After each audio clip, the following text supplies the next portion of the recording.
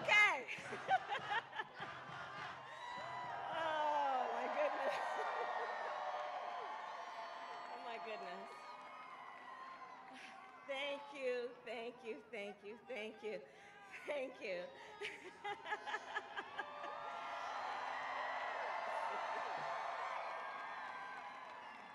Thank you, thank you, thank you, thank you, thank you, thank you. Oh, my heart is full right now. Thank you, everyone.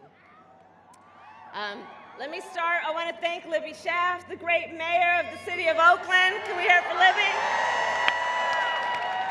And that incredible introduction and our long-standing friendship. You know, our mothers were friends together also here in Oakland, and I can't thank you, Libby, enough for your leadership and your friendship. So here we are, here we are. Here we are. Well, let me tell you, I am so proud to be a daughter of Oakland, California.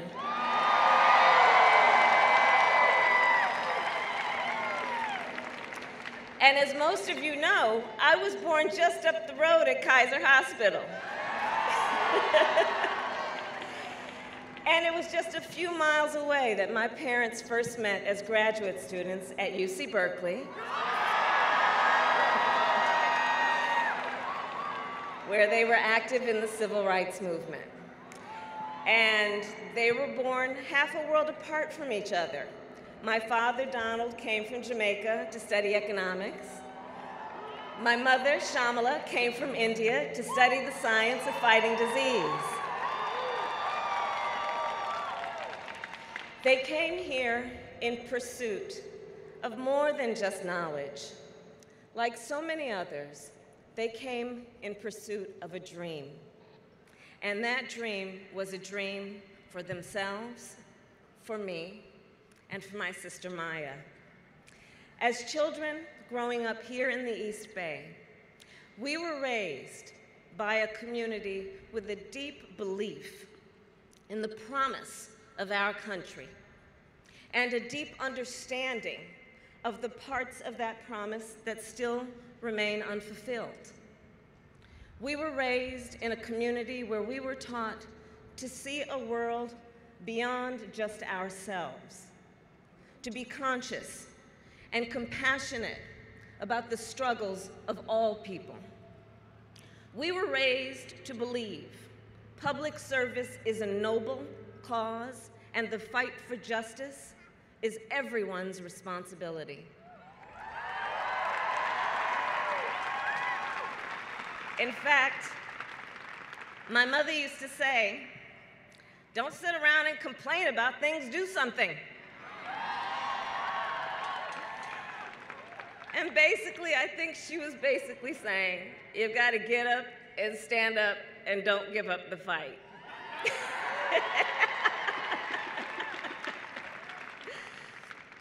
And it is this deep-rooted belief that inspired me to become a lawyer and a prosecutor. It was just a couple of blocks from this very spot, nearly 30 years ago, as a young district attorney, I walked into the courtroom for the first time and said the 5 words that would guide my life's work.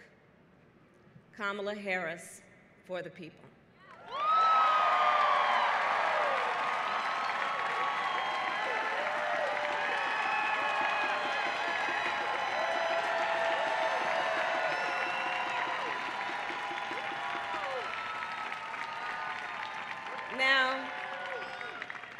Now I knew our criminal justice system was deeply flawed, but I also knew the profound impact law enforcement has on people's lives and its responsibility to give them safety and dignity.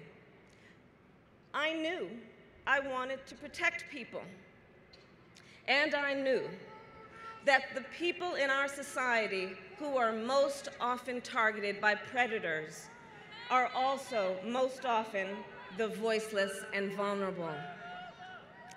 I believed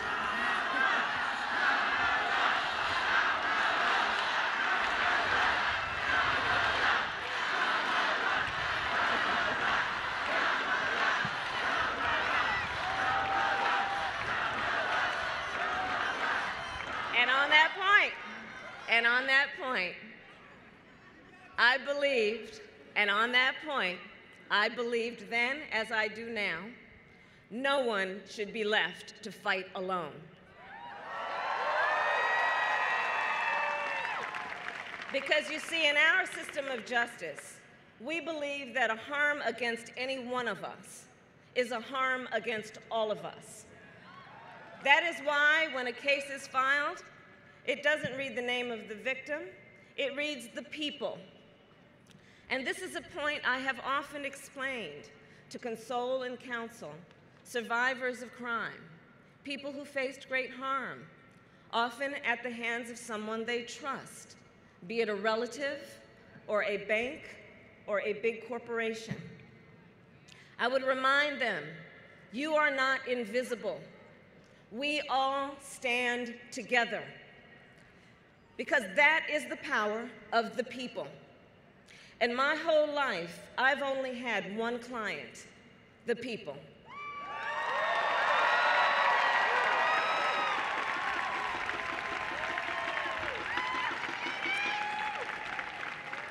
And fighting for the people meant fighting on behalf of survivors of sexual assault, a fight not just against predators, but a fight against silence and stigma.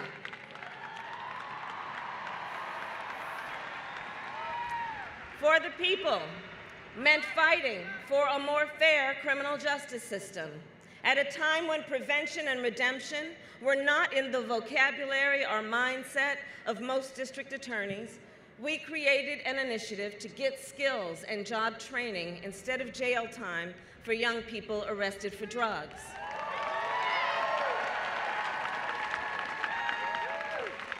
For the people meant fighting for middle-class families who had been defrauded by banks and were losing their homes by the millions in the Great Recession. And I'll tell you, sitting across the table from the big banks, I witnessed the arrogance of power. Wealthy bankers accusing innocent homeowners of fault, as if Wall Street's mess was of the people's making. So we went after the 5 biggest banks in the United States. We won $20 billion for California homeowners. And we passed. And together, we passed the strongest anti-foreclosure law in the United States of America. We did that together. For the people meant fighting transnational gangs who traffic in drugs and guns and human beings. And I saw their sophistication, their persistence, and their ruthlessness. And folks, on the subject of transnational gangs, let's be perfectly clear. The president's medieval vanity project is not going to stop them.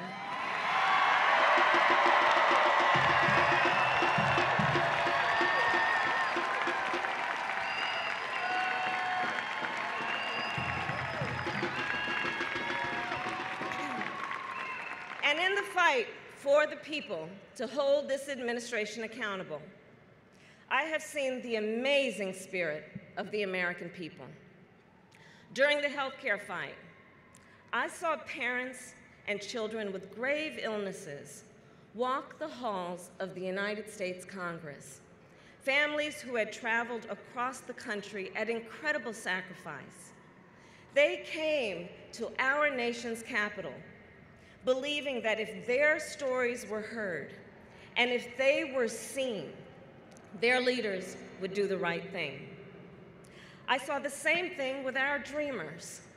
They came by the thousands, by plane, train, automobile. I'm sure they were sleeping 10 deep on someone's living room floor.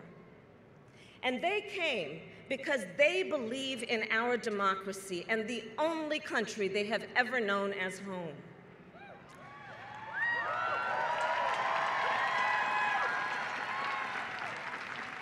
I met survivors who shared their deepest and most painful personal experiences, who told stories they had never before revealed, even to their closest loved ones, because they believed that if they were seen, that their leaders would do the right thing and protect the highest court in our land. And together, we took on these battles. And to be sure, we've won and we've lost. But we have never stopped fighting.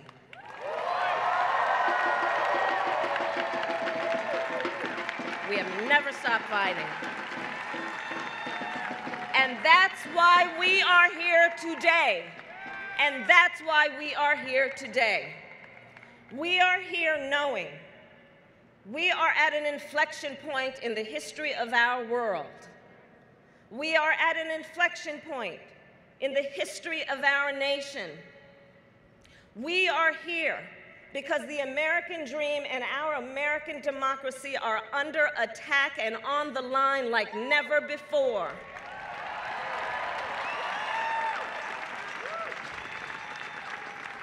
And we are here at this moment in time because we must answer a fundamental question. Who are we? Who are we as Americans? So let's answer that question to the world and each other right here and right now. America, we are better than this.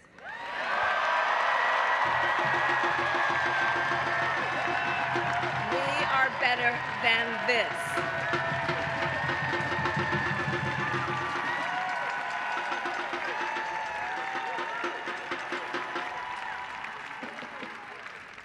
When we have leaders who bully and attack a free press and undermine our democratic institutions, that's not our America.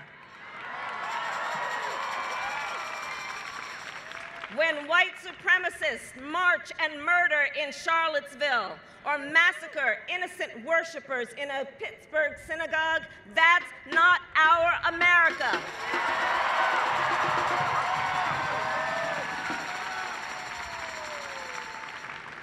When we have children in cages crying for their mothers and fathers, don't you dare call that border security. That's a human rights abuse. And that's not our America.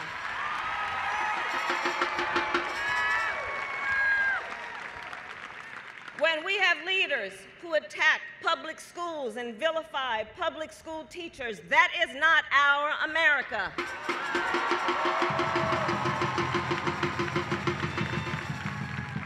When bankers who crashed our economy get bonuses, but the workers who brought our country back can't even get a raise, that's not our America.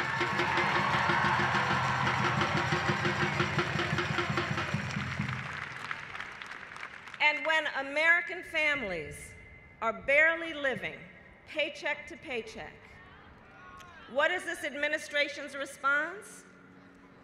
Their response is to try and take health care away from millions of families. Their response is to give away $1 trillion to the biggest corporations in this country. And their response is to blame immigrants as the source of all our problems. And guys, let's understand what's happening here. People in power are trying to convince us that the villain in our American story is each other. But that is not our story. That is not who we are. That is not our America.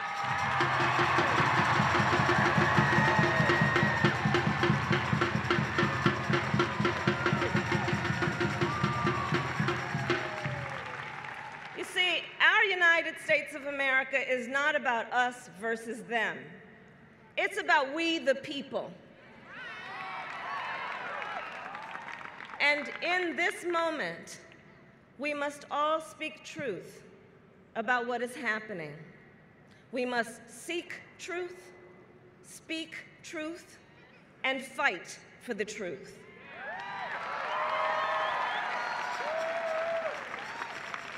So let's speak some truth. Shall we? Let's speak truth about our economy. Our economy today is not working for working people. The cost of living is going up, but paychecks aren't keeping up. For so many Americans, a decent retirement feels out of reach, and the American dream feels out of touch. The truth is, our people are drowning in debt. Record student loan debt, car loan debt, credit card debt, resorting to payday lenders because you can't keep up with the bills. People are drowning in America. We have a whole generation of Americans living with a sinking fear that they won't do as well as their parents. And let's speak another truth about our economy. Women are paid on average 80 cents on the dollar, Black women 63 cents, Latinas 53 cents.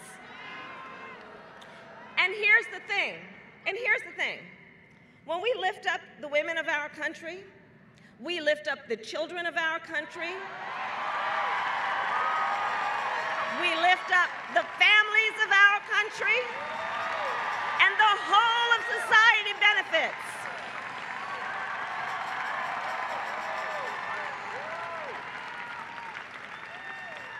Let's speak another truth. Big pharmaceutical companies have unleashed an opioid crisis from the California coast to the mountains of West Virginia, and people, once and for all, we have got to call drug addiction what it is, a national public health emergency.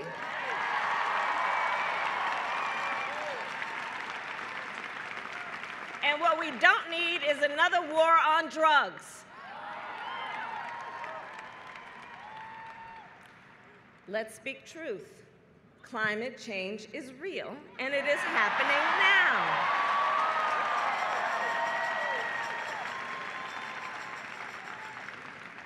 Everybody here knows, from wildfires in the West, to hurricanes in the East, to floods and droughts in the heartland. But we're not going to buy the lie. We're going to act based on science fact, not science fiction.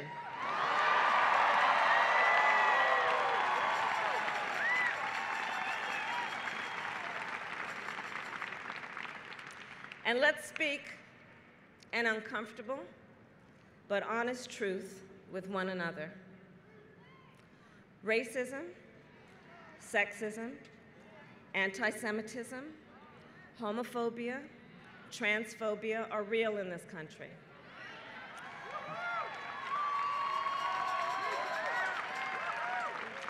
And they are age-old forms of hate with new fuel.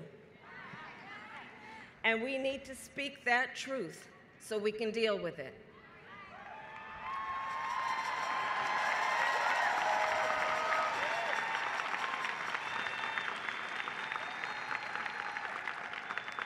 Let's also speak the truth that too many unarmed Black men and women are killed in America.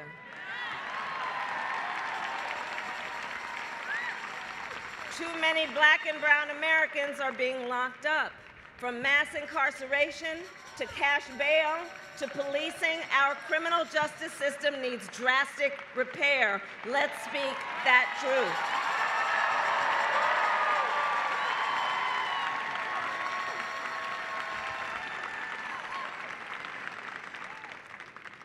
And let's speak truth. Under this administration, America's position in the world has never been weaker. When democratic values are under attack around the globe, when authoritarianism is on the march, when nuclear proliferation is on the rise, when we have foreign powers infecting the White House like malware,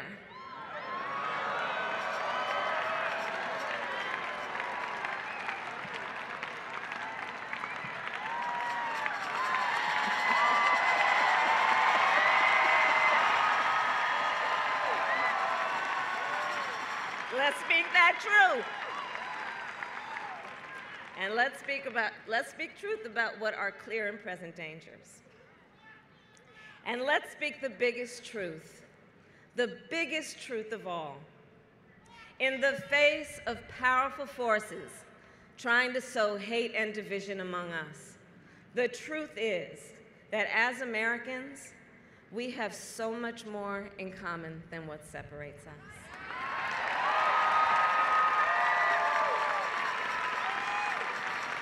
Let's speak that truth. And let's not buy that stuff that some folks are trying to peddle. Let's never forget that on the fundamental issues, we all have so much more in common than what separates us. And you know, some will say, well, we need to search to find that common ground. Here's what I say.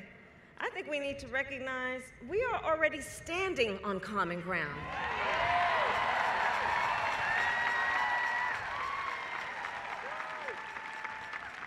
I say we rise together or we fall together as one nation indivisible.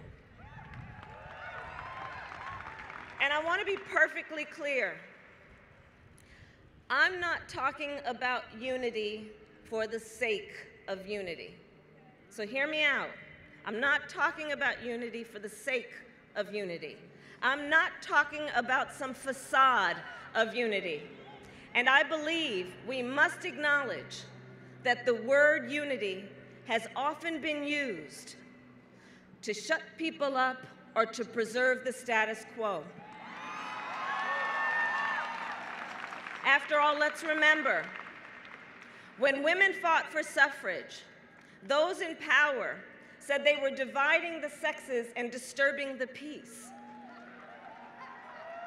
Let's remember, when abolitionists spoke out and civil rights workers marched, their oppressors said they were dividing the races and violating the word of God. But Frederick Douglass said it best, and Harriet Tubman and Dr. King knew. To love the religion of Jesus is to hate the religion of the slave master.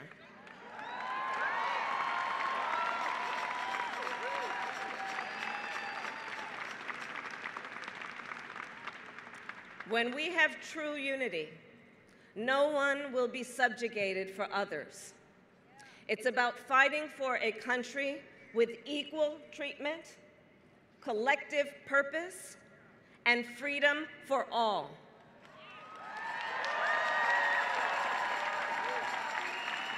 That's who we are. That's who we are. And so,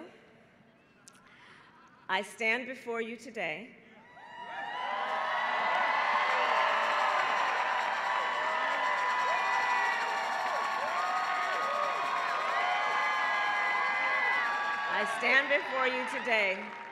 clear-eyed about the fight ahead and what has to be done. With faith in God, with fidelity to country, and with the fighting spirit I got from my mother,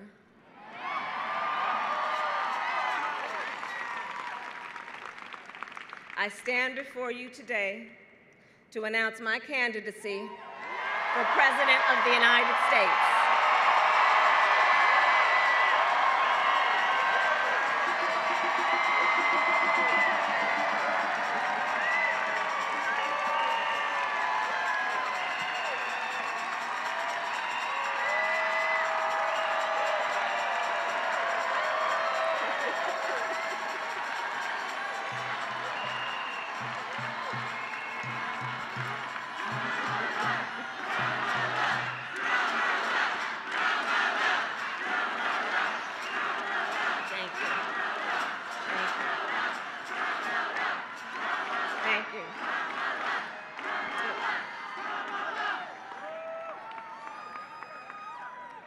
And I will tell you, I'm running for president because I love my country.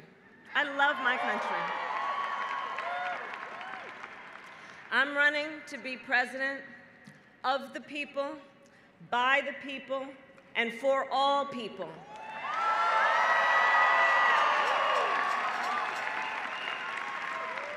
I'm running to fight for an America where the economy works for working people, for an America where you only have to work one job to pay the bills, and where hard work is rewarded, and where any worker can join a union.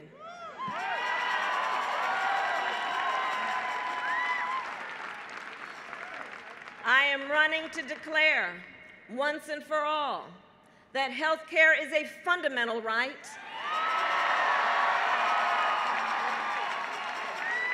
and we will deliver that right with Medicare for all.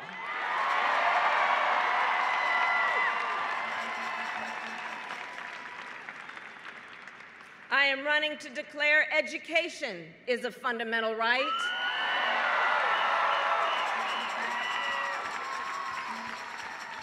and we will guarantee that right with universal pre-K and debt-free college.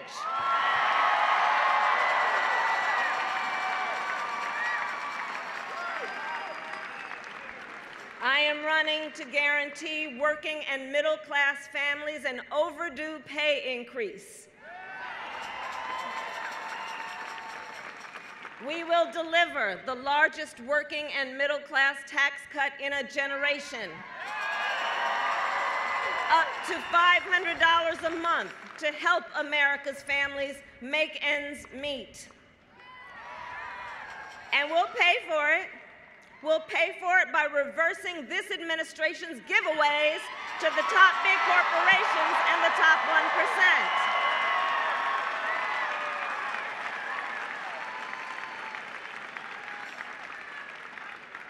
I'm running to fight for an America where our democracy and its institutions are protected against all enemies, foreign and domestic.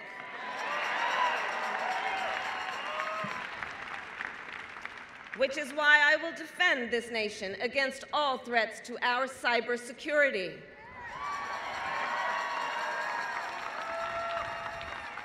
We will secure our elections and our critical infrastructure to protect our democracy.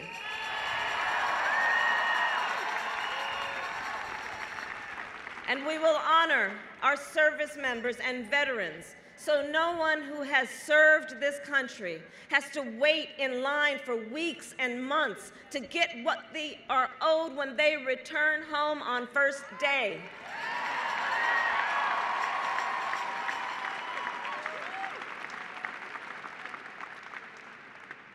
I'm running to fight for an America where no mother or father has to teach their young son that people may stop him, arrest him, chase him, or kill him because of his race.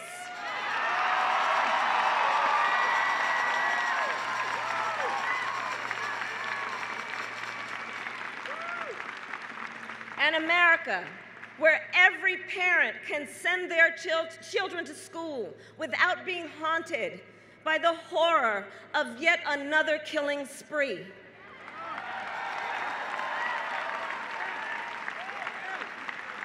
Where we treat attacks on voting rights and civil rights and women's rights and immigrant rights as attacks on our country itself.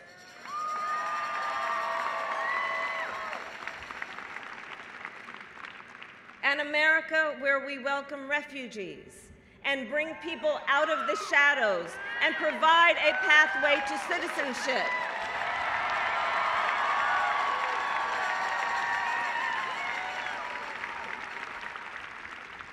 An America where our daughters and our sisters and our mothers and our grandmothers are respected where they live and where they work.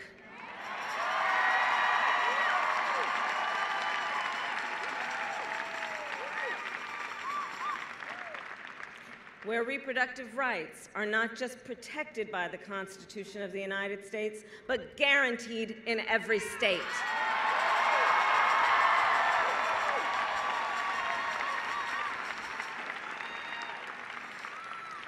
I'll fight for an America where we keep our word and where we honor our promises, because that's our America. And that's the America I believe in. That's the America I know we believe in. And as we embark on this campaign, I will tell you this: I am not perfect. Lord knows I am not perfect.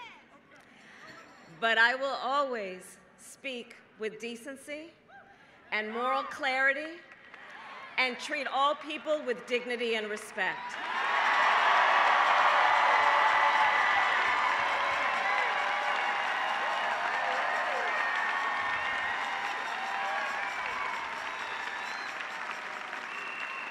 I will lead with integrity, and I will speak the truth.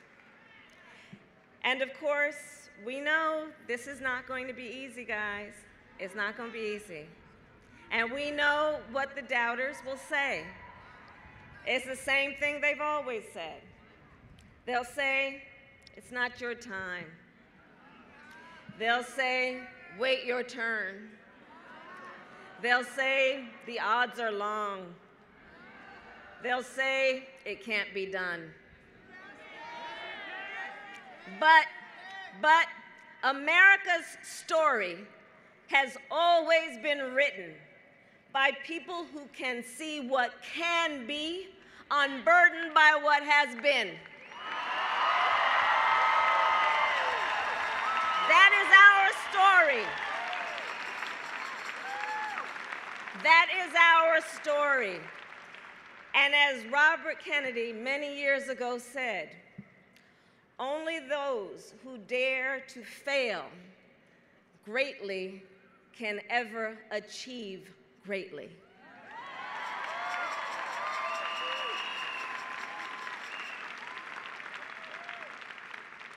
He also said, I do not lightly dismiss the dangers and the difficulties of challenging an incumbent president. But these are not ordinary times, and this is not an ordinary election. He said, at stake is not simply the leadership of our party and even our country. It is our right to moral leadership of this planet.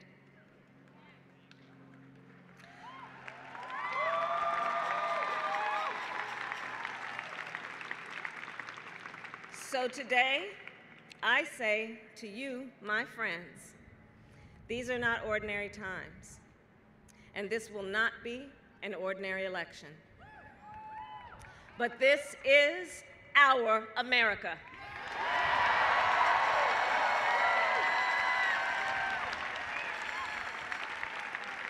And so here's the thing. It's up to us. It's up to us. Each and every one of us.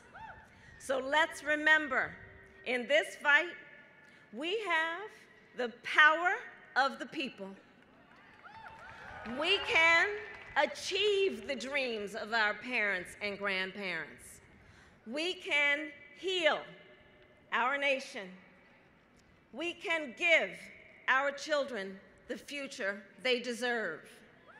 We can reclaim the American dream for every single person in our country. And we can restore America's moral leadership on this planet.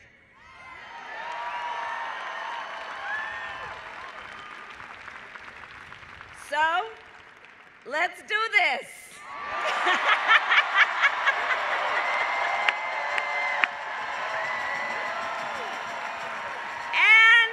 Let's do it together, and let's start now.